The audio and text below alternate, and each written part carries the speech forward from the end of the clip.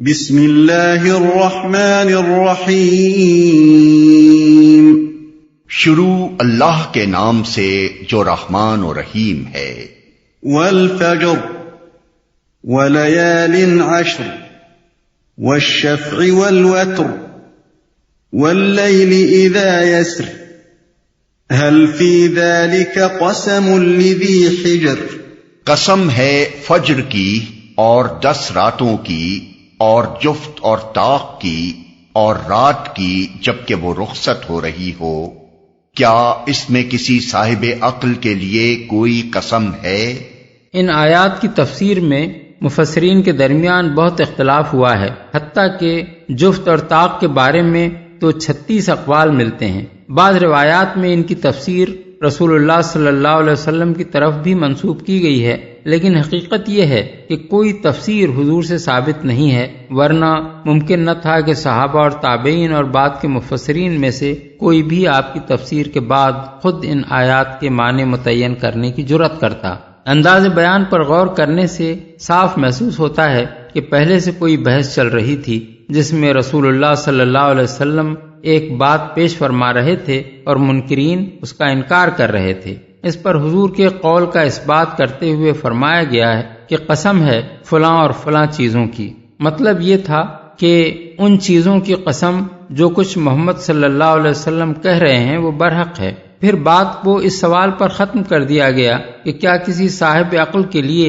اس میں کوئی قسم ہے، یعنی کیا اس حق بات پر شہادت دینے کے لیے اس کے بعد کسی اور قسم کی ضرورت باقی رہ جاتی ہے؟ کیا یہ قسم اس کے لیے کافی نہیں ہے کہ ایک ہوش مند انسان اس بات کو مان لے جسے محمد صلی اللہ علیہ وسلم پیش کر رہے ہیں؟ اب سوال یہ ہے کہ وہ بحث تھی کیا جس پر ان 4 چیزوں کی قسم کھائی گئی؟ اس کے لیے ہمیں اس پورے مضمون پر غور کرنا ہوگا جو بعد کی آیتوں میں تم نے دیکھا نہیں کہ تمہارے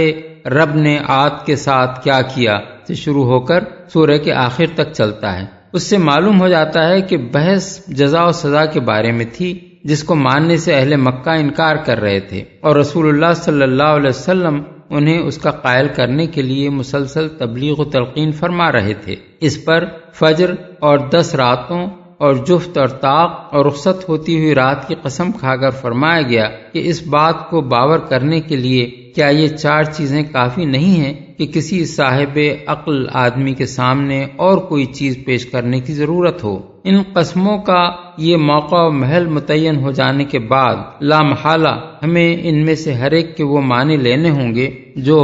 بات کے مضمون پر دلالت کرتے ہوں۔ سب سے پہلے فرمایا فجر کی قسم۔ فجر پاؤ پھٹنے کو کہتے ہیں، یعنی وہ وقت جب رات کی تاریکی میں سے دن کی ابتدائی روشنی مشرق کی طرف سے ایک سفید دھاری کی شکل میں نمودار ہوتی ہے۔ پھر فرمایا 10 راتوں کی قسم۔ سلسلہ بیان کو نگاہ میں رکھا جائے تو معلوم ہوتا ہے کہ اس سے مراد مہینے کی 30 راتوں میں سے ہر 10 راتیں ہیں۔ پہلی 10 راتیں وہ جن میں چاند ایک باریک ناخن کی شکل سے شروع ہو کر ہر رات کو بڑھتا رہتا ہے یہاں تک کہ آدھے سے زیادہ روشن ہو جاتا ہے۔ دوسری 10 راتیں وہ جن میں رات کا بڑا حصہ چاند سے روشن رہتا ہے۔ آخری 10 راتیں وہ جن میں چاند چھوٹے سے چھوٹا اور رات کا بیشتر حصہ تاریک سے تاریک تر ہوتا چلا جاتا ہے یہاں تک کہ مہینے کے خاتمے پر پوری رات تاریک ہو جاتی ہے۔ اس کے بعد فرمایا جفت اور طاق کی قسم۔ جفت اس عدد کو کہتے ہیں جو 2 برابر کے حصوں میں تقسیم ہوتا ہے، جیسے 2، 4، 6، 8، اور طاق اس عدد کو کہتے ہیں جو تقسیم نہیں ہوتا، جیسے 1، 3، 5، 7۔ عمومی حیثیت سے دیکھا جائے تو اس سے مراد کائنات کی تمام چیزیں ہو سکتی ہیں، کیونکہ ہر چیز یا تو جوڑا جوڑا ہے یا تنہا، لیکن چونکہ یہاں بات دن اور رات کی ہو رہی ہے اس لیے سلسلہ مضمون کی مناسبت سے جفت اور طاق کا مطلب تغیر ایام ہے کہ مہینے کی تاریخیں 1 سے 2 اور 2 سے 3 ہوتی جاتی ہیں اور ہر تغیر ایک نئی کیفیت لے کر آتا ہے۔ آخر میں فرمایا رات کی قسم جبکہ وہ رخصت ہو رہی ہو، یعنی وہ تاریکی جو سورج غروب ہونے کے بعد سے دنیا پر چھائی ہوئی تھی خاتمے پر آ لگی ہو اور پاؤ پھٹنے والی ہو۔ اب ان 4 چیزوں پر ایک مجموعی نگاہ ڈالیے جن کی قسم اس بات پر کھائی گئی ہے کہ محمد صلی اللہ علیہ وسلم جزا و سزا کی جو خبر دے رہے ہیں وہ برحق ہے، یہ سب چیزیں اس حقیقت پر دلالت کر رہی ہیں کہ ایک رب قدیر اس کائنات پر فرمانروائی کر رہا ہے، اور وہ جو کام بھی کر رہا ہے بے تقا، بے مقصد، بے حکمت، بے مصلحت نہیں کر رہا ہے، بلکہ اس کے ہر کام میں صریحاً ایک حکیمانہ منصوبہ کار فرما ہے۔ اس کی دنیا میں تم یہ کبھی نہ دیکھو گے کہ ابھی رات ہے اور یکایک سورج نصف النہار پر آ کھڑا ہوا، یا ایک روز چاند ہلال کی شکل میں طلوع ہوا اور دوسرے روز 14ویں رات کا پورا چاند نمودار ہو جائے، یا رات آئی ہو تو کسی طرح اس کے ختم ہونے کی نوبت ہی نہ آئے اور وہ مستقل طور پر ٹھہر کر رہ جائے، یا تغیر ایام کا سرے سے کوئی باقاعدہ سلسلہ ہی نہ ہو کہ آدمی تاریخوں کا کوئی حساب رکھ سکے اور یہ جان سکے کہ یہ کون سا مہینہ ہے، اس کی کون سی تاریخ ہے، کس تاریخ سے اس کا کون سا کام شروع اور کب ختم ہونا ہے، گرمی کے موسم کی تاریخیں کون سی ہیں اور برسات یا سردی کے موسم کی تاریخیں کون سی۔ کائنات کی دوسری بے شمار چیزوں کو چھوڑ کر اگر آدمی شب و روز کی اس باقاعدگی ہی کو آنکھیں کھول کر دیکھے اور کچھ دماغ کو سوچنے کی تکلیف بھی دے تو اسے اس امر کی شہادت ملے گی کہ یہ زبردست نظم و ضبط کسی قادر مطلق کا قائم کیا ہوا ہے، اور اس کے قیام سے اس مخلوق کی بے شمار مصلحتیں وابستہ ہیں جسے اس نے زمین پر پیدا کیا ہے۔ اب اگر ایسے حکیم و دانا اور قادر و توانا خالق کی دنیا میں رہنے والا کوئی شخص آخرت کی جزا و سزا کا انکار کرتا ہے تو وہ دو حماقتوں میں سے کسی ایک حماقت میں لامحالہ مبتلا ہے، یا تو وہ اس کی قدرت کا منکر ہے اور یہ سمجھتا ہے کہ وہ اس کائنات کو ایسے بے نظیر نظم کے ساتھ پیدا کر دینے پر تو قادر ہے، مگر انسان کو دوبارہ پیدا کر کے اسے جزا و سزا دینے پر قادر نہیں ہے، یا وہ اس کی حکمت و دانائی کا منکر ہے اور اس کے بارے میں یہ سمجھ بیٹھا ہے کہ اس نے دنیا میں انسان کو عقل اور اختیارات دے کر پیدا تو کر دیا، مگر وہ نہ تو اس سے کبھی یہ حساب لے گا کہ اس نے اپنی عقل اور اپنے اختیارات سے کام کیا لیا، اور نہ اچھے کام کی جزا دے گا نہ برے کام کی سزا۔ ان دونوں باتوں میں جس بات کا بھی کوئی شخص قائل ہے وہ پرلے درجے کا احمق ہے۔ أَلَمْ تَرَ كَيْفَ فَعَلَ رَبُّكَ بِعَادٍ إِرَمَ ذَاتِ الْعِمَادِ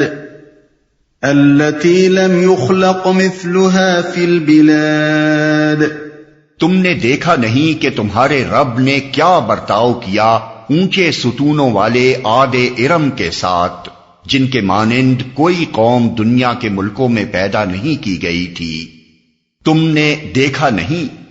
جزا و سزا پر شب و روز کے نظام سے استدلال کرنے کے بعد اب اس کے ایک یقینی حقیقت ہونے پر انسانی تاریخ سے استدلال کیا جا رہا ہے۔ تاریخ کی چند معروف قوموں کے طرز عمل اور ان کے انجام کے ذکر سے مقصود یہ بتانا ہے کہ یہ کائنات کسی اندھے بہرے قانون فطرت پر نہیں چل رہی ہے، بلکہ ایک خدا حکیم اس کو چلا رہا ہے، اور اس خدا کی خدائی میں صرف ایک وہی قانون کار فرما نہیں ہے جسے تم قانون فطرت سمجھتے ہو، بلکہ ایک قانون اخلاق بھی کار فرما ہے جس کا لازمی تقاضا مکافات عمل اور جزا اور سزا ہے۔ اس قانون کی کارفرمائی کے آثار خود اس دنیا میں بھی بار بار ظاہر ہوتے رہے ہیں، جو عقل رکھنے والوں کو یہ بتاتے ہیں کہ سلطنت کائنات کا مزاج کیا ہے۔ یہاں جن قوموں نے بھی آخرت سے بے فکر اور خدا کی جزا و سزا سے بے خوف ہو کر اپنی زندگی کا نظام چلایا، وہ آخر کار فاسد و مفسد بن کر رہیں،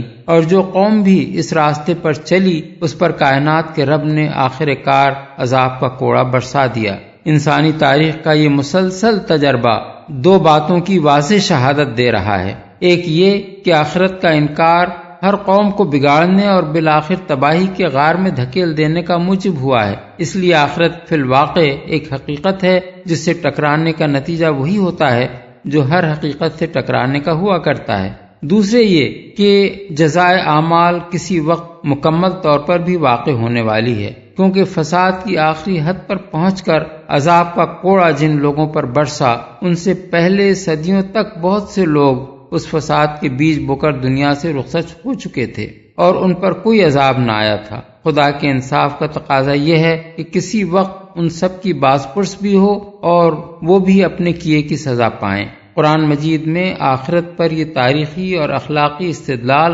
جگہ جگہ کیا گیا ہے اور ہم نے ہر جگہ اس کی تشریح کی ہے۔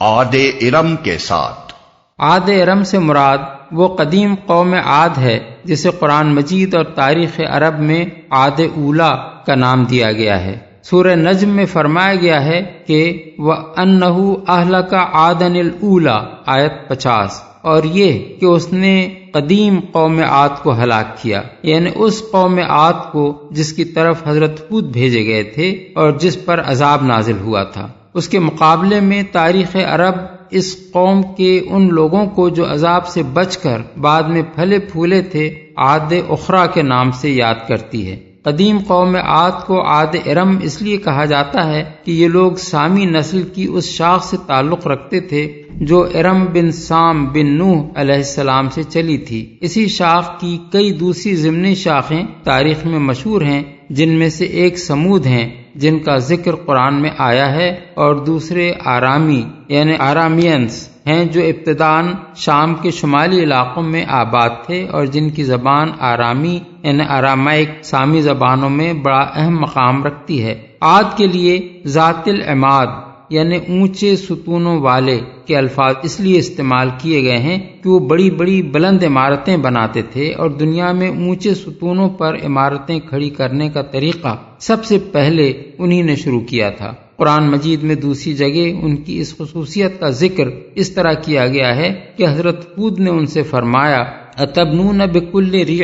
آیۃ تعبثون وتتخذون مصانع لعلکم تخلدون، یعنی یہ تمہارا کیا حال ہے کہ ہر اونچے مقام پر لا حاصل ایک یادگار عمارت بنا ڈالتے ہو اور بڑے بڑے قصر تعمیر کرتے ہو، گویا تمہیں ہمیشہ یہاں رہنا ہے۔ سورہ الشعراء آیات 128 اور 129۔ کوئی قوم دنیا کے ملکوں میں پیدا نہیں کی گئی تھی، یعنی وہ اپنے زمانے کی ایک بے نظیر قوم تھے۔ اپنی قوت اور شان و شوکت کے اعتبار سے کوئی قوم اس وقت دنیا میں ان کی ٹکر کی نہ تھی۔ قرآن میں دوسرے مقامات پر ان کے متعلق فرمایا گیا ہے وَزَادَكُمْ فِي الْخَلْقِ بَسْطَةً، یعنی تم کو جسمانی ساخت میں خوب تنومند کیا۔ سورہ الاعراف آیت 69۔ فَأَمَّا عَادٌ فَاسْتَكْبَرُوا فِي الْأَرْضِ بِغَيْرِ الْحَقِّ وَقَالُوا مَنْ أَشَدُّ مِنَّا قُوَّةً، یعنی رہے عاد تو انہوں نے زمین میں کسی حق کے بغیر اپنی بڑائی کا گھمنڈ کیا اور کہنے لگے کون ہے ہم سے زیادہ زور آور۔ سورہ حامیم السجدہ آیت 15۔ وَإِذَا بَطَشْتُمْ بَطَشْتُمْ جَبَّارِينَ، یعنی اور تم نے جب کسی پر ہاتھ ڈالا جبار بن کر ڈالا۔ سورہ الشعراء آیت 130۔ وَثَمُودَ الَّذِينَ جَابُوا الصَّخْرَ بِالْوَادِ وَفِرْعَوْنَ ذِي الْأَوْتَادِ الَّذِينَ طَغَوْا فِي الْبِلَادِ فَأَكْثَرُوا فِيهَا الْفَسَادَ، اور سمود کے ساتھ جنہوں نے وادی میں چٹانیں تراشی تھیں، اور میخوں والے فرعون کے ساتھ یہ وہ لوگ تھے جنہوں نے دنیا کے ملکوں میں بڑی سرکشی کی تھی اور ان میں بہت فساد پھیلایا تھا۔ چٹانیں تراشی تھیں۔ وادی سے مراد وادی القریٰ ہے، جہاں اس قوم نے پہاڑوں کو تراش تراش کر ان کے اندر عمارتیں بنائی تھیں، اور غالباً تاریخ میں وہ پہلی قوم ہے جس نے چٹانوں کے اندر اس طرح کی عمارتیں بنانے کا سلسلہ شروع کیا تھا۔ فرعون کے ساتھ، فرعون کے لیے ذو الاوتاد یعنی میخوں والا کے الفاظ اس سے پہلے سورہ صاد آیت 12 میں بھی استعمال ہوئے ہیں۔ اس کے کئی مطلب ہو سکتے ہیں۔ ممکن ہے اس کی فوجوں کو میخوں سے تشبیہ دی گئی ہو، اور میخوں والا کا مطلب فوجوں والا ہو، کیونکہ انہی کی بدولت اس کی سلطنت اس طرح جمی ہوئی تھی جیسے خیمہ میخوں کے ذریعے سے مضبوطی کے ساتھ قائم ہوتا ہے۔ یہ بھی ممکن ہے کہ اس سے مراد فوجوں کی کثرت ہو، اور مطلب یہ ہو کہ اس کے لشکر جہاں بھی جا کر ٹھہرتے تھے وہاں ہر طرف ان کے خیموں کی میخیں ہی میخیں ٹھکی نظر آتی تھیں۔ یہ بھی ہو سکتا ہے کہ اس سے مراد وہ میخیں ہوں جن سے ٹھونک کر وہ لوگوں کو عذاب دیتا تھا، اور یہ بھی ممکن ہے کہ اہرام مصر کو میخوں سے تشبیہ دی گئی ہو، کیونکہ وہ فرعونہ کی عظمت و شوکت کے وہ آثار ہیں جو صدیوں سے زمین پر جمے کھڑے ہیں۔ فصب عليهم ربك سوط عذاب ان ربك لبالمرصاد. آخر کار تمہارے رب نے ان پر عذاب کا کوڑا برسا دیا. حقیقت یہ ہے کہ تمہارا رب گھات لگائے ہوئے ہے. ظالموں اور مفسدوں کی حرکات پر نگاہ رکھنے کے لیے گھات لگائے ہوئے ہونے کے الفاظ تمثیلی استعارے کے طور پر استعمال کیے گئے ہیں. گھات اس جگہ کو کہتے ہیں جہاں کوئی شخص کسی کے انتظار میں اس غرض کے لیے چھپا بیٹھا ہوتا ہے کہ جب وہ زد پر آئے اسی وقت اس پر حملہ کر دے. وہ جس کے انتظار میں بیٹھا ہوتا ہے اسے کچھ پتہ نہیں ہوتا کہ اس کی خبر لینے کے لیے کون کہاں چھپا ہوا ہے. انجام سے غافل بے فکری کے ساتھ وہ اس مقام سے گزرتا ہے اور اچانک شکار ہو جاتا ہے. یہی صورتحال اللہ تعالیٰ کے مقابلے میں ان ظالموں کی ہے جو دنیا میں فساد کا طوفان برپا کیے رکھتے ہیں. انہیں اس کا کوئی احساس نہیں ہوتا کہ خدا بھی کوئی ہے جو ان کی حرکات کو دیکھ رہا ہے. وہ پوری بے خوفی کے ساتھ روز بروز زیادہ سے زیادہ شرارتیں کرتے چلے جاتے ہیں، یہاں تک کہ جب وہ حد آ جاتی ہے جس سے آگے اللہ تعالیٰ انہیں بڑھنے نہیں دینا چاہتا، اسی وقت ان پر اچانک اس کے عذاب کا کوڑا برس جاتا ہے.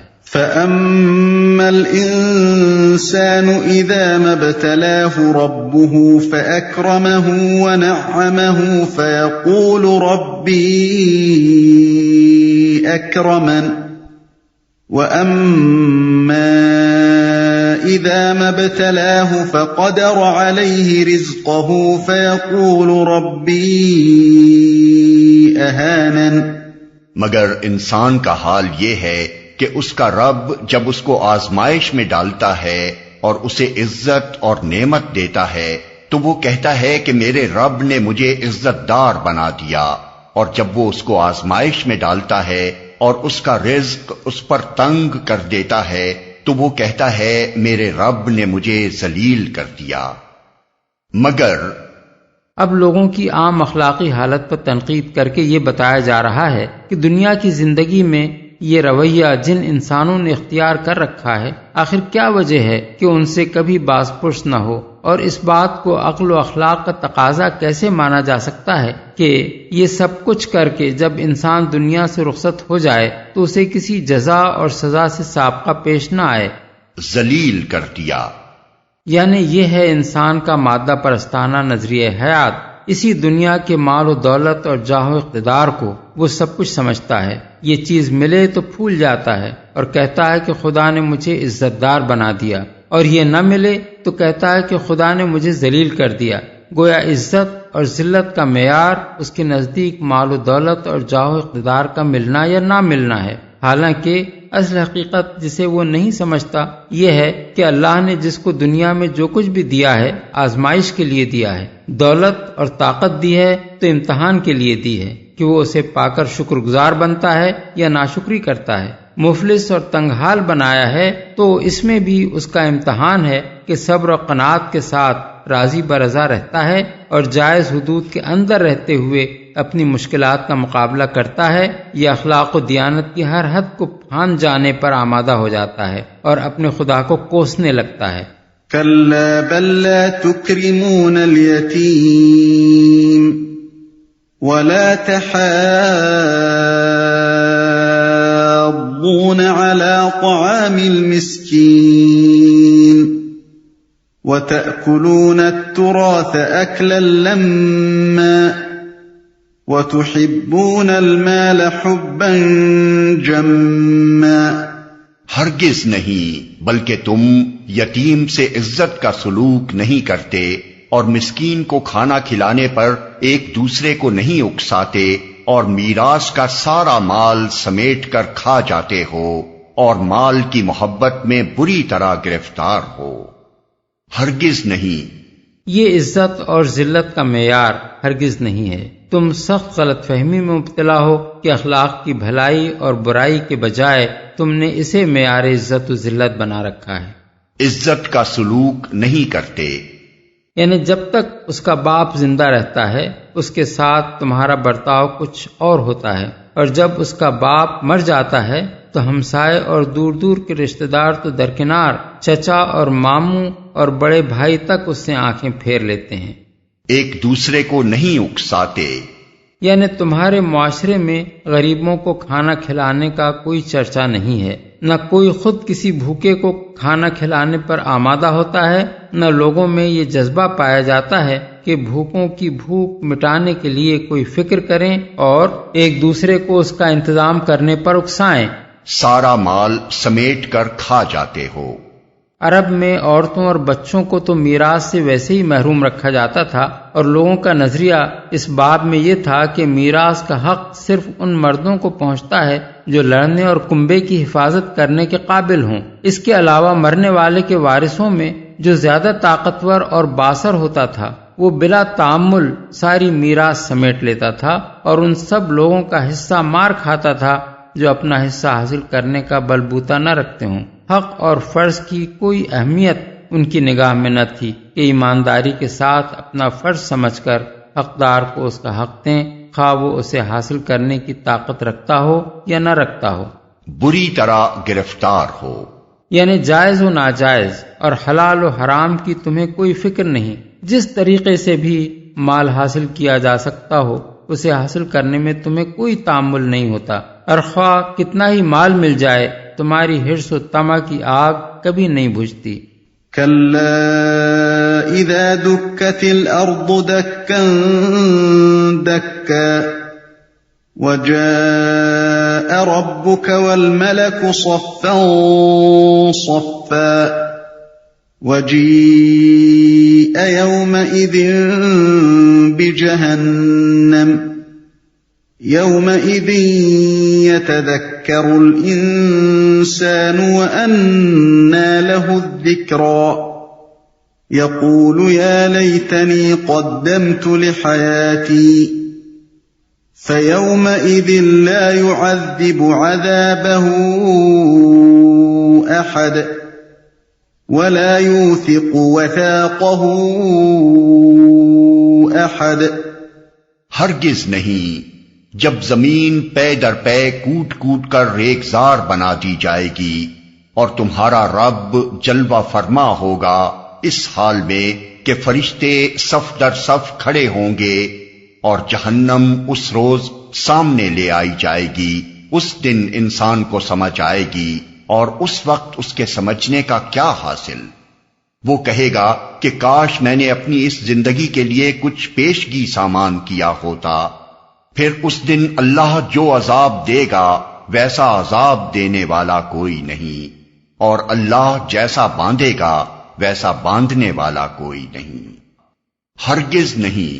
یعنی تمہارا یہ خیال غلط ہے کہ تم دنیا میں جیتے جی یہ سب کچھ کرتے رہو اور اس کی باز پرس کا وقت کبھی نہ آئے۔ جس جزا و سزا کا انکار کر کے تم نے زندگی کا یہ ہنجار اختیار کر رکھا ہے وہ کوئی انہونی اور خیالی بات نہیں ہے، بلکہ وہ پیش آنی ہے اور اس وقت آنی ہے جس کا ذکر آگے آ رہا ہے۔ رب جلوہ فرما ہوگا۔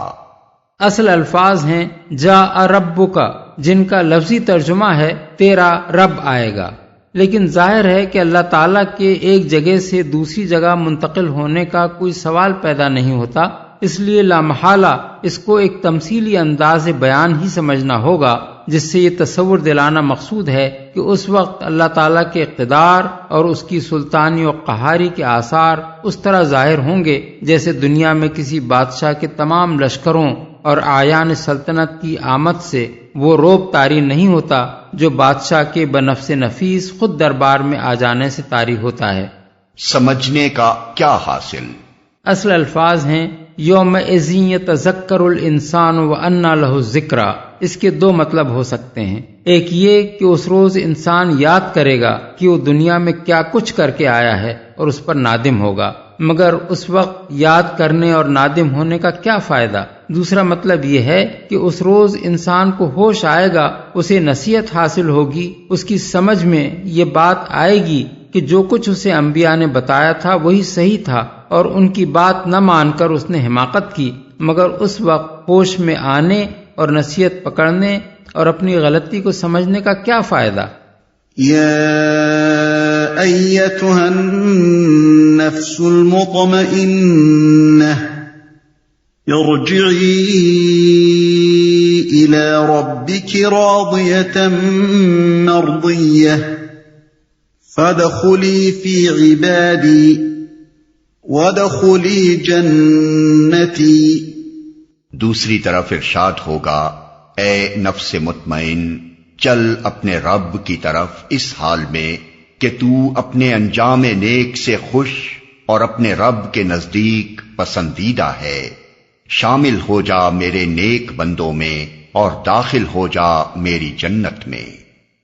نفس مطمئن،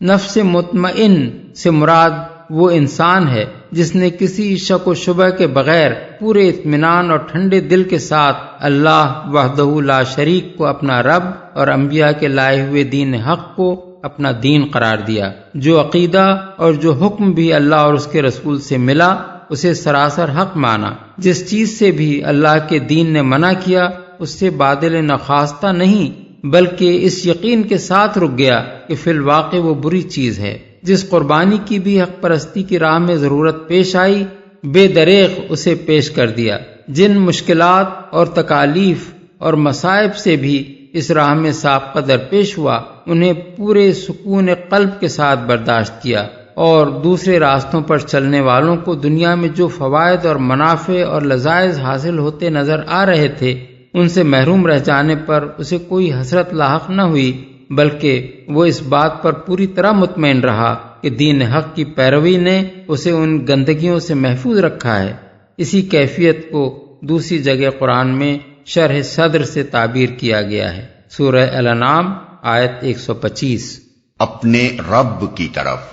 یہ بات اس سے موت کے وقت ہی کہی جائے گی، قیامت کے روز جب وہ دوبارہ اٹھ کر میدان حشر کی طرف چلے گا اس وقت بھی کہی جائے گی، اور جب اللہ کی عدالت میں پیشی کا موقع آئے گا اس وقت بھی کہی جائے گی۔ ہر مرحلے پر اسے اطمینان دلایا جائے گا کہ وہ اللہ کی رحمت کی طرف جا رہا ہے۔